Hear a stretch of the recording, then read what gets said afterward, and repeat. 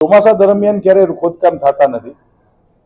જે ડીઆઈ એટલે કે ડક્ટા અને નાયલ જે પાણીની નવી પાઇપલાઇન રાજકોટ મહાનગરપાલિકા દ્વારા અમે લોકો જે નાખવા જઈ રહ્યા છે, ડ્રેનેજ અને પાણીની જે નવી લાઈન 7 વોર્ડની અંદર અત્યારે કામ ચાલુ છે. આ વોર્ડની જ્યાં વોર્ડની અંદર જ્યાં ડીઆઈ પાઇપલાઇનના જે ખાડા ખોદવામાં આવ્યા છે, વરસાદ રહે છે એટલે અમે પેચવર્ક કરીએ છીએ. એની ઉપર જે ખોદાણ થયું છે, સ્વાભાવિક છે કે જ્યારે આપણે ખાડો ખોદતા હોઈએ છીએ ત્યારે એ જ મટીરિયલ પાછું આપણે જ્યારે ખાડામાં નાખીએ છીએ ત્યારે એની અંદર આપણે ડબલું પાણી રેડીએ એટલે જમીનની લેવલની સપાટીથી ખાડો પાછો નીચે આવી જતો હોય છે. એટલે એની એ જ પ્રકારે જ્યારે રોડ ખોદવામાં આવતા હોય છે ત્યારે અમારા દ્વારા પેચવર્ક કરવામાં આવે છે, પણ પેચવર્કની ઉપર મોરમ પાથરી અને પ્રોપર પેચવર્ક થાય અમે ચોક્કસથી પ્રયત્ન ચાલુ છે. ચોમાસાની અંદર મારા દ્વારા સૂચના પણ આપવામાં આવી છે કે હવે પછી ડીઆઈના કામો નવા કોઈ પણ કરવામાં ન આવે. સ્ટેન્ડિંગ કમિટીમાં પણ મેં અધિકારીઓને સૂચના આપી છે કે હવે કોઈ પણ ડીઆઈના કામ નવા કોઈ પણ ચાલુ ચોમાસામાં ન જ કરવા જોઈએ.